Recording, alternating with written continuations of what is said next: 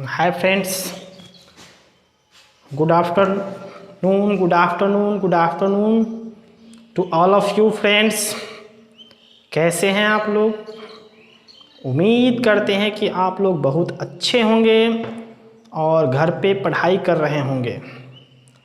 तो दोस्तों, काफ़ी बच्चों ने मुझे फ़ोन करके बताया कि सर आपका डिफरेंशिएशन का पार्ट 1 और पार्ट 2 वीडियोज़ नहीं मिल रहा है, इसलिए मैं बच्चों के रिक्वेस्ट पर मैं डिफरेंशिएशन का पार्ट 1 और पार्ट 2 वीडियो के साथ आज प्रेजेंट हुआ हूँ। दोस्तों, तो जो लोग अभी तक मेरा वीडियो पार्ट 1 और पार्ट 2 नहीं देखे हैं, यहाँ से देख सकते हैं आप, ठीक है।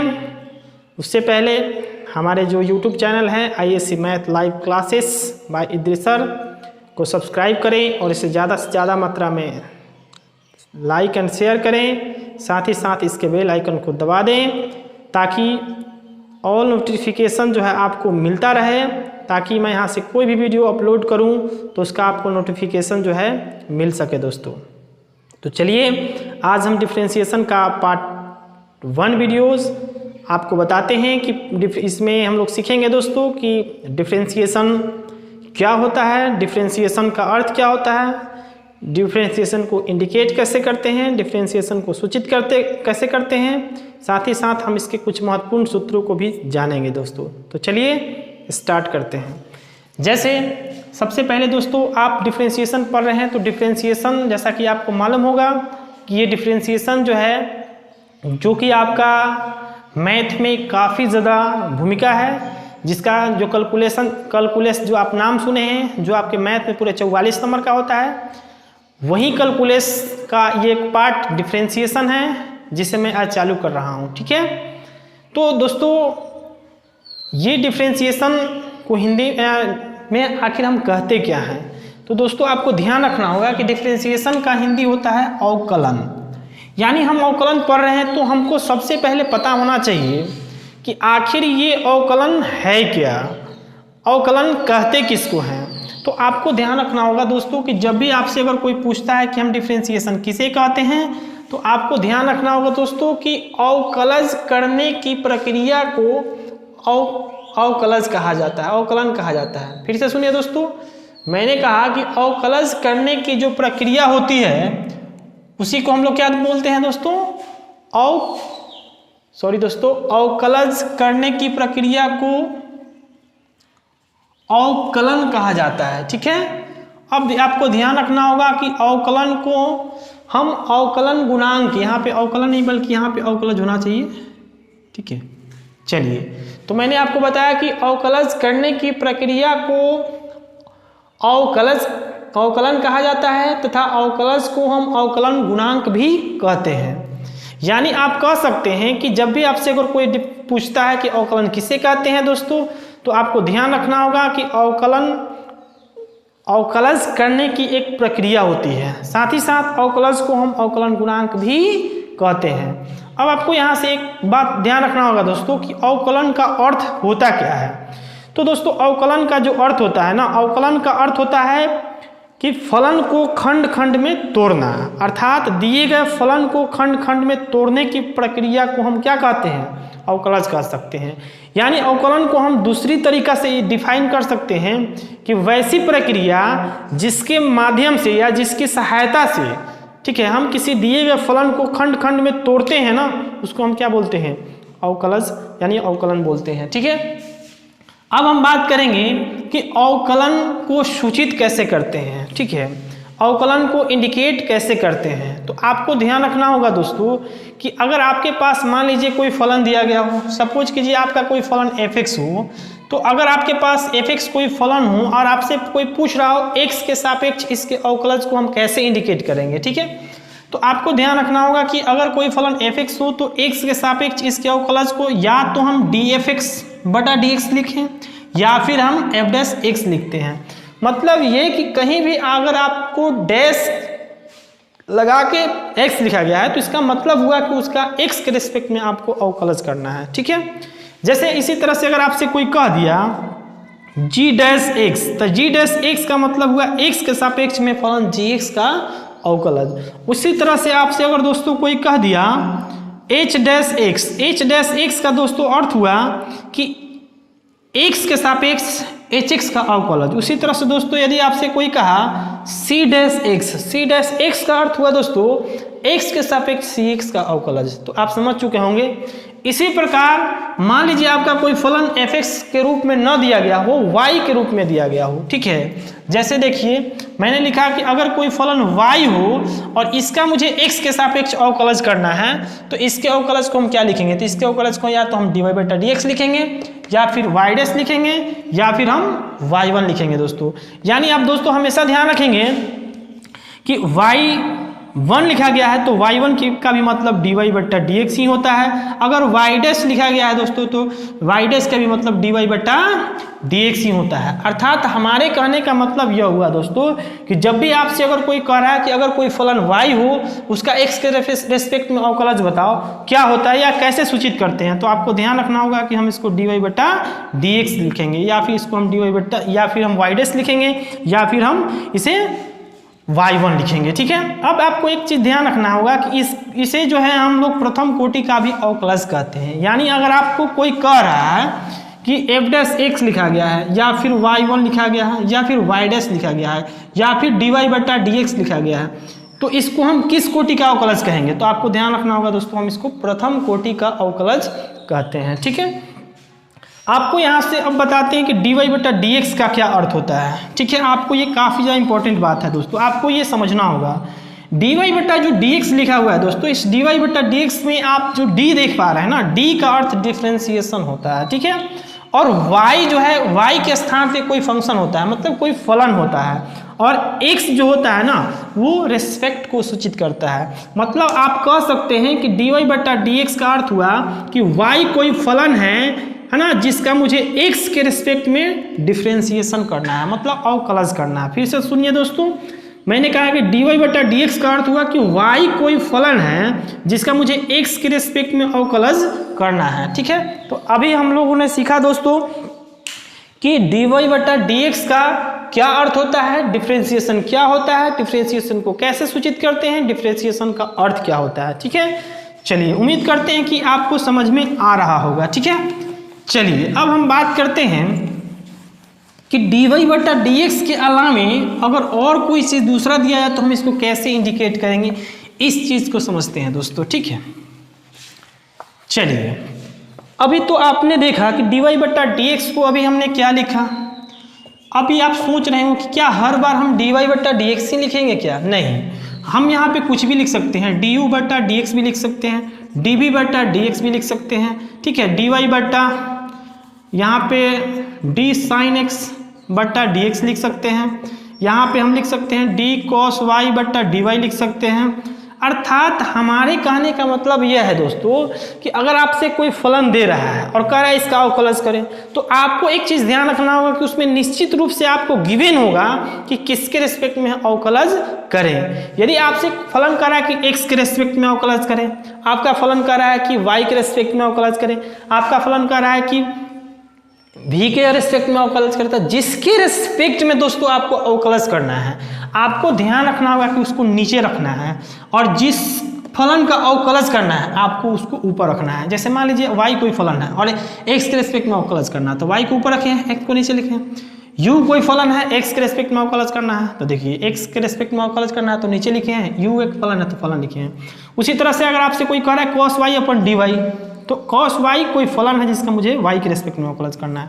इसी तरह से अगर मान लीजिए यहाँ पे d sin x upon dx अगर कोई लिख रहा है, तो इसका मतलब ये हुआ दोस्तों कि sin x कोई फलन है जिसका मुझे cos के रेस्पेक्ट में अवकलज करना है। उसी तरह से अगर दोस्तों अगर आपसे कोई पूछ रहा है कि d tan z by dz, तो मतलब कि z कोई फलन, tan z कोई फलन है जिसका मुझे z के रेस्पेक्ट में अवकलज करना है। मतलब दोस्तों किसी हम फलन का अवकलज तब तक नहीं ज्ञात कर सकते हैं जब तक कि उसका रेस्पेक्ट सेम ना हो। जैसे z है तो यहाँ पे z होना चाहिए, जैसे देखिए यहाँ पे x है तो x होना चाहिए, यहाँ पे y है तो y होना चाहिए, x है तो x होना चाहिए।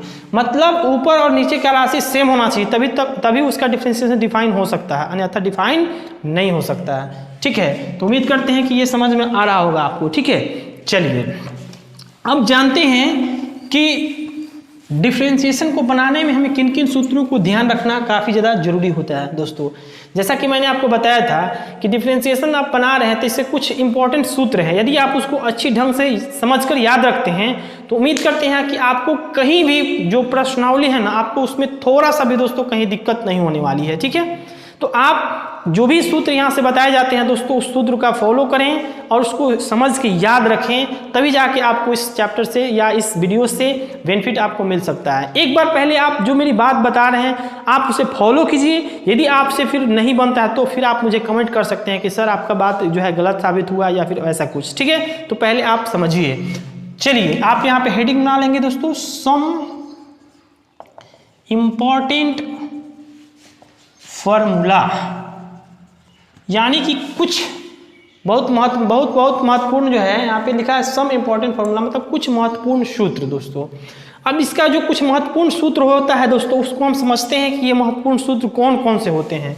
जैसे हम आपको बताते हैं दोस्तों, पहला सूत्र, आपको पहला सूत्र दोस्तों ध्यान रखना होगा कि जब भी आपसे अगर कोई पूछता है कि dc/dx, राइट, आप इसका मुझे अवकलज बताओ, तो आपको ध्यान रखना होगा दोस्तों कि आप इसका अवकलज डायरेक्ट क्या लिखेंगे, 0 लिखेंगे। यहाँ पे एक चीज़ आपको सीखना है दोस्तों कि c जो है आपका कांस्टेंट है, कांस्टेंट का मतलब दोस्तों अचर राशि होता है, अचर राशि, जैसा कि दोस्तों नाम से ही स्पष्ट है। अचर मतलब अ का मतलब नहीं होता है चर का मतलब होता है चलने वाला या फिर बदलने वाला, यानी कह सकते हैं वैसी राशि जिसका मान नहीं बदलता हो, जिसका मान ऑलवेज फिक्स्ड होता हो, जो कभी बदलता ही नहीं हो, उसको हम कहते हैं अचर राशि। अब आप सोच रहे होंगे दोस्तों कि तो फिर वैसी कौन सी राशि है जिसका मान एग्जैक्टली फिक्स्ड होता है, जो कभी चेंज ही नहीं करता है।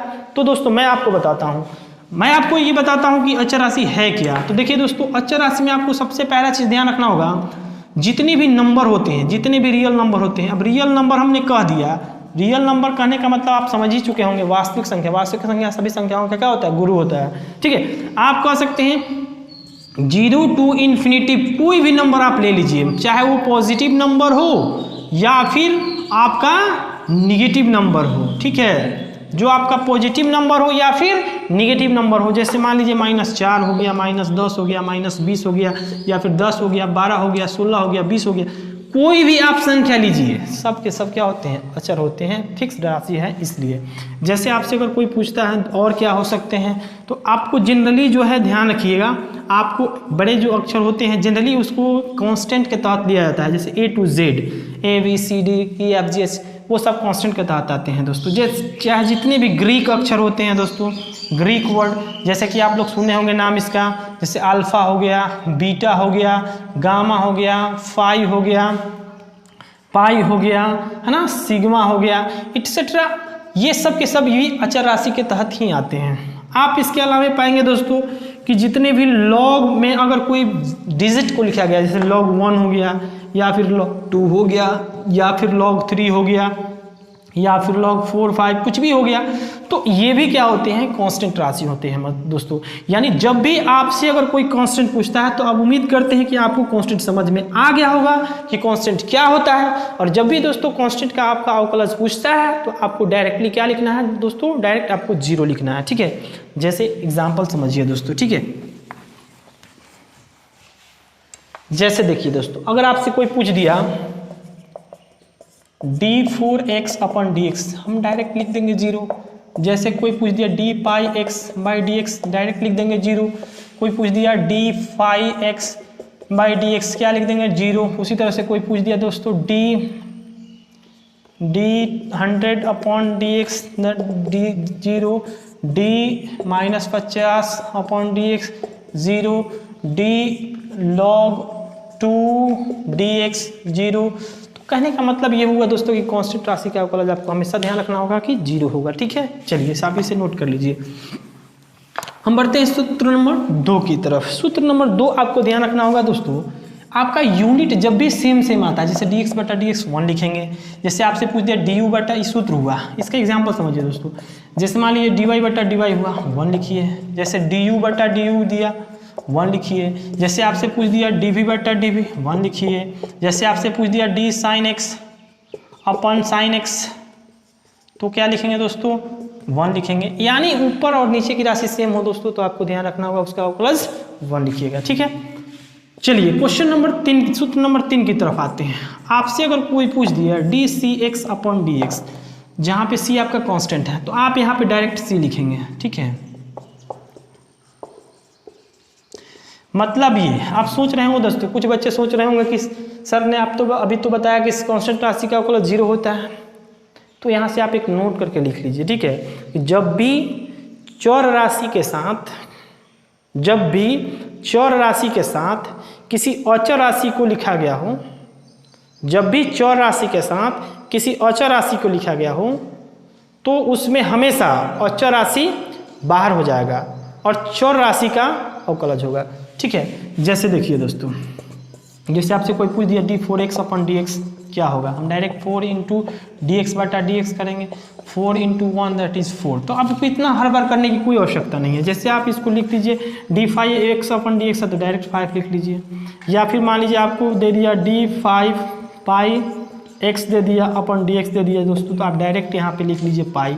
मतलब कांस्टेंट के साथ यदि अचर राशि को लिखा है दोस्तों तो आपको डायरेक्टली कांस्टेंट राशि लिख देना है, वहीं आपका अवकलज हो जाएगा। ठीक है, चलिए अब आते हैं सूत्र नंबर 4 की तरफ। सूत्र नंबर 4 आपका क्या कर रहा है, इस चीज़ को समझें, जो कि काफ़ी ज़्यादा इंपॉर्टेंट सूत्र है। ठीक है, ये आपका सूत्र नंबर 4, जैसे मैंने आपको बताया dx⁻n/dx, आपको इसमें ध्यान रखना है दोस्तों n × x⁻n-1 हो जाएगा। ठीक है, आपको ध्यान रखना है कि जो भी घातांक होगा घातांक को आगे करना है, आधार को लिखना है, पावर को 1 कम कर देना है। ठीक है, आपको ध्यान रखना होगा कि नीचे चर होना चाहिए, ऊपर अचर राशि होना चाहिए। ठीक है, जैसे देखिए मिसाल के तौर पर देखिए दोस्तों, इसमें कुछ एग्जाम्पल बनते हैं इसलिए इसको हम पैटर्न वाइज पढ़ते हैं, ज़्यादा समझ में आएगा।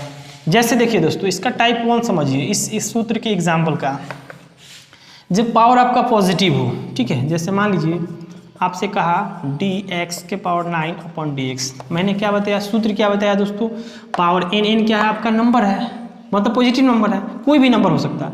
तो आपको आगे करना है, तो आगे कर लिए 9। आपको आधार को लिखना था, आधार x है, x लिख लीजिए।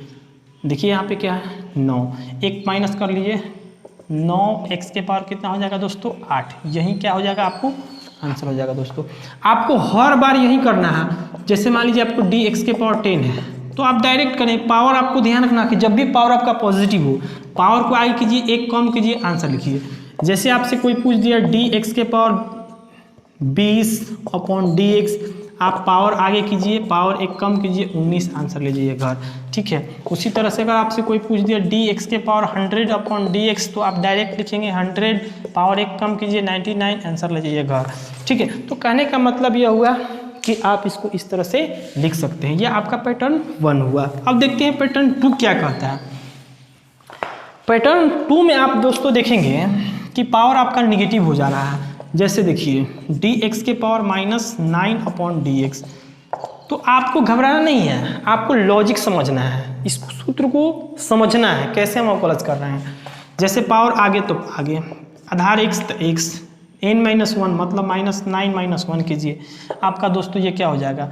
कोई भी संख्या में अगर लगातार माइनस लगाते हैं ना तो उसका नियम होता है कि हम उसको जोड़ के माइनस लगाते हैं। जैसे -9 -1 कीजिएगा तो -10 हो जाएगा, आंसर हो जाएगा आपका ये। ठीक है, आपको हर बार अब ऐसे नहीं करना, अब ऐसे करना है। जैसे -10 दे दिया, -10 को आगे कीजिए।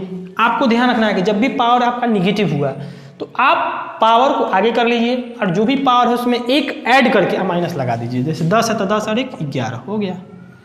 जैसे dx⁻15/dx, अब डायरेक्ट लिखिए dx⁻15 का 15 -15 आगे कर लीजिए, इंटू x⁻16 कर दीजिए, आंसर हो जाएगा। ठीक है, जैसे और देख लीजिए, जैसे मान लीजिए आपसे कोई पूछा dx⁻6/dx, डायरेक्ट लिखिए -6 इंटू x⁻7, आपका क्या हो जाएगा दोस्तों, आंसर हो जाएगा। ठीक है, तो आप इसे नोट कर लीजिए। अब बढ़ते हैं हम लोग पैटर्न नंबर 3 की तरफ। पैटर्न 3 क्या कहता है। पैटर्न 3 में आपको कुछ नहीं करना दोस्तों, खाली आपको यहाँ पे ध्यान रखना है कि पावर आपका ऐसे बाटा में हो जाएगा। जैसे x⁻4 दे दिया गया और आप इसका डिफ्रेंशिएशन करना चाहते हैं, कोई दिक्कत नहीं है, आप इसको ऊपर भेज दीजिए। आप जानते हैं कि कोई संख्या पॉजिटिव घातांक ऊपर में नीचे में है तो आप उसको ऊपर भेजेंगे तो निगेटिव हो जाएगा। आप निगेटिव हो जाएगा तो आप समझ ही रहे हैं कि -4 हो जाएगा इंटू एक्स, एक ऐड कीजिए -5 आंसर हो जाएगा। यही चीज़ अगर दोस्तों ऐसे होता 1/x⁻⁹ अपॉन dx, तो जस्ट अपोजिट वर्क, ना पॉजिटिव था तो ऊपर गया तो निगेटिव, निगेटिव है तो ऊपर जाएगा तो पॉजिटिव। मतलब ये कि x के पावर ये कितना बन जाएगा, x के पावर 9 हो जाएगा। अब इसका डिफ्रेंशिएशन कीजिएगा तो 9x के पावर कितना हो जाएगा दोस्तों, 8 हो जाएगा। ठीक है, उसी तरह से दोस्तों 1 अगर कोई पूछ दिया x के पावर -16 अपॉन dx, कुछ नहीं करना है दोस्तों, ये 16 हो जाएगा अपॉन dx हो जाएगा। 16 आगे कीजिएगा, पावर 1 कम हो जाएगा, 15 हो जाएगा, आपका आंसर हो जाएगा। उसी तरह से दोस्तों एक और देख लीजिए, जैसे मान लीजिए यहाँ पे होता x के पावर -19 की जगह +19 होता, तो आप इसको ऊपर ले जाएंगे तो dx के पावर -19 हो जाएगा। -19 आपका बाहर होगा, पावर निगेटिव है, से एक ऐड जोड़ कर माइनस लगाएंगे। ठीक है, नोट कर लीजिए। ठीक, चलिए अब इसका हम पैटर्न आपको फुल बताते हैं। अभी तक आपने दोस्तों देखा कि जो पावर हो रहा था आपका पॉजिटिव इंटीजर या फिर निगेटिव इंटीजर हो रहा था, बट कोई ज़रूरी थोड़े है कि हर बार आपको पॉजिटिव इंटीजर या नेगेटिव इंटीजर ही दे। हो सकता है कि आपका पावर रेशनल नंबर हो जाए, है ना। तो उस केस में आप कैसे करेंगे, जैसे देखिए, जैसे आपसे अगर कोई पूछ दिया dx के पावर 4/3 अपॉन dx, आप इसका डिफ्रेंशिएशन कीजिए। तो पहले इसका आप जनरल तरीका से देखिए, आप इसको ऐसे करेंगे, 4/3 आपका बाहर आएगा, x पावर में से एक कम करना है, पॉजिटिव है इसलिए। चलिए 4/3x ये हो जाएगा 4, एलसीएम लीजिएगा तो 3/3, आप इसको सजा के लिखेंगे तो 4/3 x के पावर कितना हो जाएगा, 4 में से 3 घटेगा 3, यही आपका दोस्तों क्या हो जाएगा, आंसर हो जाएगा। लेकिन दोस्तों हर बार आप इतना करेंगे तो आपका क्या होगा, इससे समय किल होगा। आप इसको डायरेक्ट करें, जैसे देखिए x के पावर 4/3 अपॉन dx, आप डायरेक्ट 4/3 को आगे करें, x लिखें, जो भी अंश है ना आपको ध्यान रखना है, अंश में से हर को घटा देना। पावर पॉजिटिव हो तब, जब पावर निगेटिव हो तो अंश में हर को जोड़ दीजिए। ठीक है, जैसे पावर अभी पॉजिटिव है तो 4 में से 3 घटाइए, 1/3 है, 3 लिख दीजिए, आंसर हो गया। जैसे मान लीजिए अगर आपसे कोई पूछ दिया dx के पावर 5/2 अपॉन dx, बस आपको कुछ नहीं करना है, 5/2 करना है, x 5 में से 2 घटाइए 3, नीचे 2 है तो 2 लिखिए। उसी तरह से अगर आपका पावर नेगेटिव हो गया, जैसे मान लीजिए यहाँ पे अगर 3/4 होता तो क्या करते हैं, देखिए 3/4 लिख लिया, x के पावर 3 में से 4 घटाइए, -1/4 तो 4 लिखिए। उसी तरह से अगर आपसे कोई कहा dx के पावर 7/9 अपॉन dx, कुछ नहीं करना दोस्तों, 7/9 लिखना है, x लिखना है, 7 में से 9 घटाइए, -2 आया तो -2/9 है तो 9 लिख दीजिए, आंसर हो जाएगा। ठीक है, जैसे मान लीजिए अगर इसका पावर यदि निगेटिव होता परिमेय संख्या के फॉर्म में, जैसे ऐसे, जैसे मान लीजिए आपका क्वेश्चन होता -7/2 अपॉन dx, तो आपको क्या करना है, -7/2 आगे कीजिए, x लिखिए। देखिए पावर निगेटिव है तो आप क्या करेंगे, दोनों को ऐड करेंगे, 7 में 2 जोड़ेंगे, कितना होगा 9, माइनस लगाएंगे, /2 है तो 2 लिख देंगे, आंसर। जैसे आपसे कोई पूछ दिया dx के पावर -5/2 अपॉन dx, ठीक है, तो आप यहाँ से क्या करेंगे दोस्तों, -5/2 आगे कीजिए, x लिखिए, -5 - 2 -7 होते हैं, बटा में 2 है तो 2 आंसर हो गया। आप इसे नोट कर सकते हैं। ठीक है, चलिए अब आते हैं इसका पैटर्न नंबर 5 पे। पैटर्न नंबर 5 देखिए क्या कहता है, लास्ट पैटर्न इसका। जैसे मान लीजिए ये आपसे क्वेश्चन ऐसे करता 1/x के पावर -7/2, तो आप समझ रहे हैं दोस्तों कि ये निगेटिव है तो ऊपर जाएगा तो क्या हो जाएगा, पॉजिटिव हो जाएगा। तो ये आपका हो जाएगा 7/2, x के पावर 7 में से 2 घटाइएगा, कितना हो जाएगा 5/2 है तो 2। उसी तरह से अगर आपका पावर ऐसे होता 1/x के पावर 2/3 होता, बस आपको कुछ नहीं करना है दोस्तों, ये प्लस में है, ऊपर जाएगा तो माइनस हो जाएगा, तो x के पावर -2/3 हो जाएगा बटा dx। और माइनस वाले केस में आप अच्छी तरह जानते हैं, -2 - 3 कितना हो जाएगा, -5। पहले आप इसको ऐसे लिख लीजिए, और 2 - 3 -5 होता है, बटा 3 है तो 3 लिखिए, यही आपका आंसर हो जाएगा दोस्तों। ठीक है, तो इस तरह से अभी आप लोगों ने देखा कि हम टाइप 4 में यानी कि इस पैटर्न 4 नंबर सूत्र का पैटर्न 5 तक देखे। उम्मीद करते हैं कि आपको समझ में आ रहा होगा। चलिए इसे नोट कर लीजिए। अब बात करते हैं दोस्तों 6 नंबर सूत्र का। अब 6 नंबर सूत्र आपका क्या कहता है दोस्तों? 6 नंबर सूत्र में आपको ध्यान रखना होगा दोस्तों, जब भी आपसे अगर a⁻x/dx पूछता है तो आपको ध्यान रखना है a⁻x लिखना है इंटू लॉग आधार में जो राशि है उसी को आपको लिखना है। मतलब ये दोस्तों कि जब भी आपसे अगर कोई पूछ रहा है कि कांस्टेंट राशि के ऊपर चर राशि दिया गया यानी वेरिएबल दिया गया तो उसका हम डिफरेंशिएशन कैसे करेंगे, आइए सीखते हैं। जैसे मान लीजिए आपसे अगर कोई कहा कि d5⁻x/dx का डिफरेंशिएशन बताओ, हम डायरेक्ट लिखेंगे 5⁻x इंटू लॉग। अब देखिए यहाँ पे आधार क्या है 5, तो 5 लिख दीजिए, आंसर हो गया।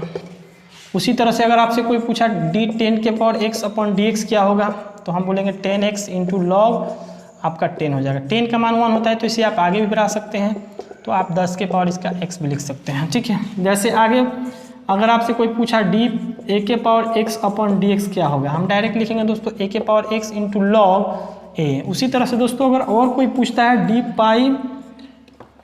d⁻x/dx दोस्तों हम पाई के पावर x लिख सकते हैं इंटू लॉग पाई है तो पाई लिखेंगे, यही हमारा क्या हो जाएगा दोस्तों, आंसर हो जाएगा, ठीक है। उम्मीद करते हैं आपको समझ में आ रहा होगा, नोट कर लीजिए। चलिए अब आते हैं क्वेश्चन नंबर 7 की यानी सूत्र नंबर 7 की तरफ। सूत्र 7 में आपको समझना है दोस्तों लॉग से रिलेटेड है। सबसे पहला चीज़ आप समझ लें, कहीं भी आपका इन लिखा गया हो इन x तो आपको ध्यान रखना होगा इसको हम log x पढ़ते हैं, ठीक है।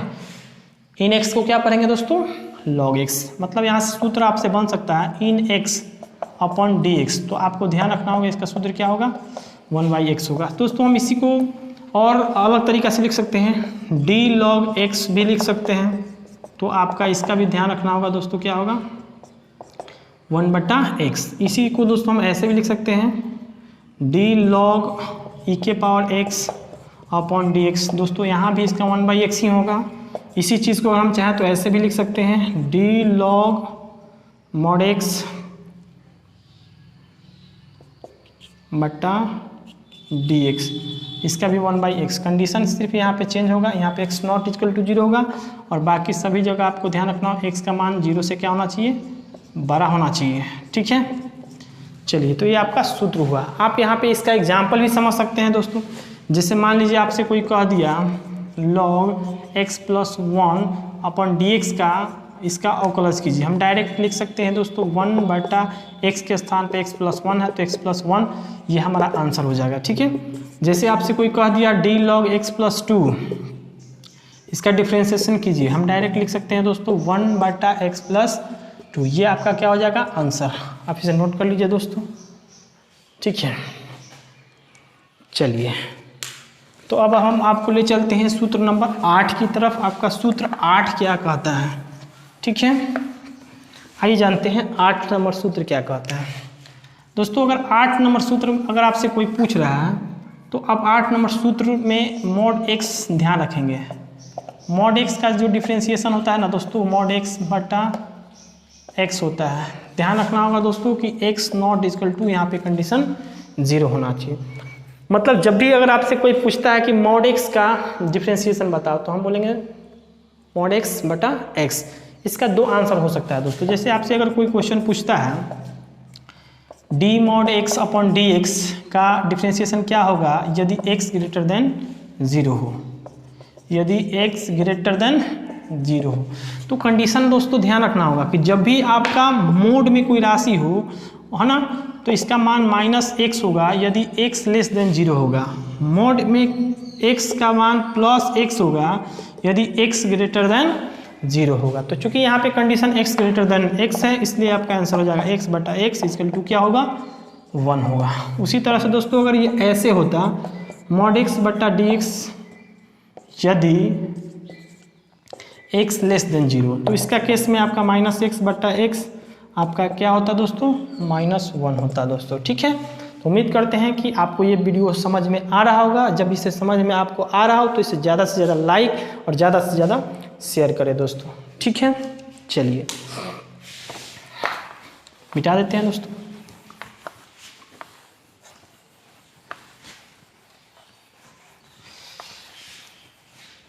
चलिए दोस्तों अब आगे देखते हैं आपका सूत्र क्या कहता है।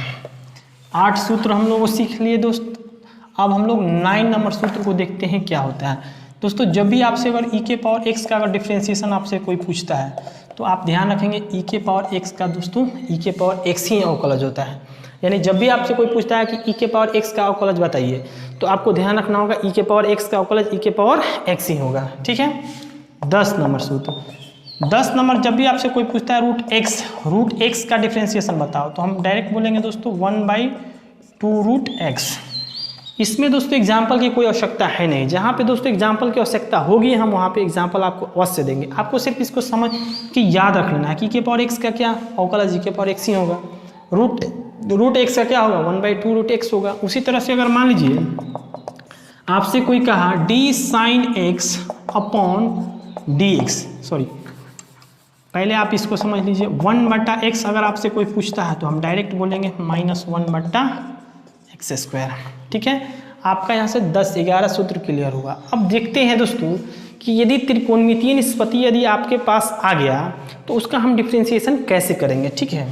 चलिए अब आपको हम बताते हैं कि त्रिकोणमितीय निष्पत्ति जैसे सूत्र नंबर 12 समझिए। जैसे आपसे कोई पूछ दिया d sin x upon dx क्या होगा दोस्तों तो आप डायरेक्ट बोलेंगे दोस्तों cos x होगा। उसी तरह से अगर आपसे कोई पूछता है d tan x क्या होगा दोस्तों आप डायरेक्ट बोलेंगे दोस्तों sec² x होगा। उसी तरह से अगर आपसे कोई पूछता है दोस्तों d sec x upon dx तो हम बोलेंगे sec x into tan x।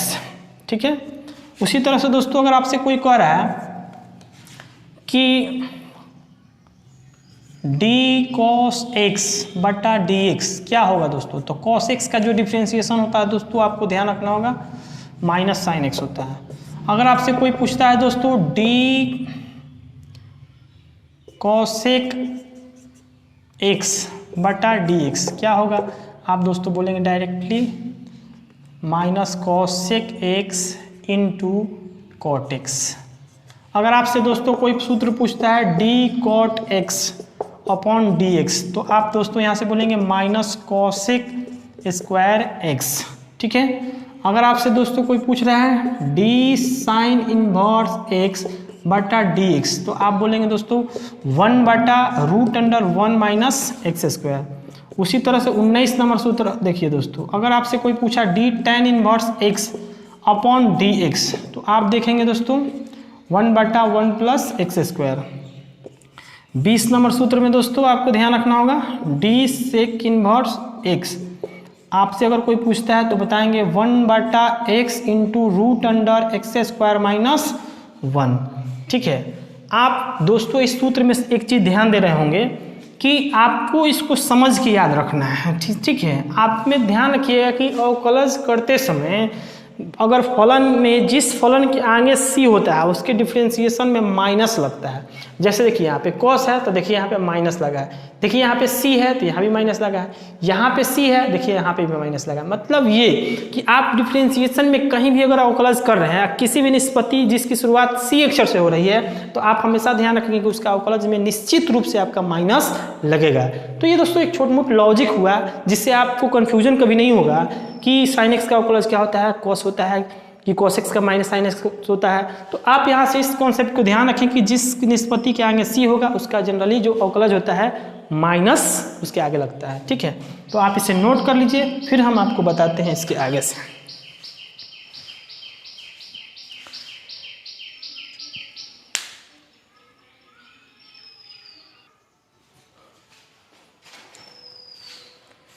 चलिए दोस्तों आप इसे नोट कर लिए होंगे।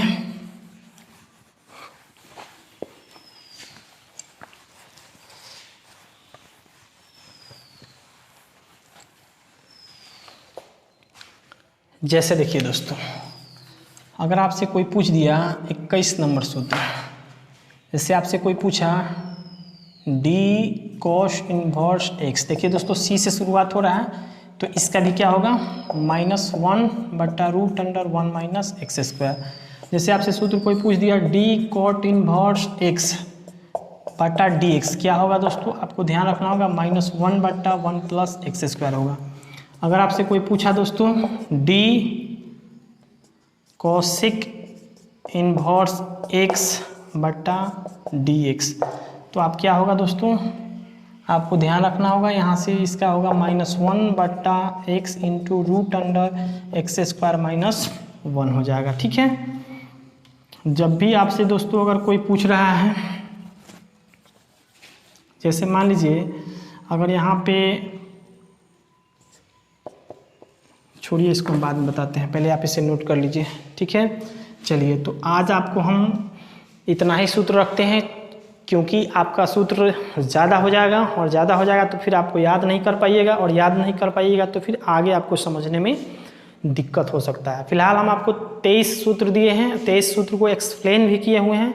दोस्तों यदि इस सूत्र में आपको कहीं से भी कोई कन्फ्यूज़न आती है, कहीं से भी कोई दिक्कत आती है, बाधा आती है ना, तो अपनी बाधा, अपनी समस्या को नोट डाउन करें और उसको राउंड करके रखें, और उसे आप मेरे व्हाट्सएप चैनल, आप मेरे व्हाट्सएप नंबर 9801880846 पे आप सेंड कर सकते हैं, या फिर मुझे कमेंट कर सकते हैं, है ना। हम आपको अगले वीडियो में कोशिश करेंगे कि आपकी डाउट क्लियर हो जाए दोस्तों। तो मिलते हैं अगले क्लास में अगले वीडियो के साथ, तब तक के लिए bye bye and take care and thanks a lot.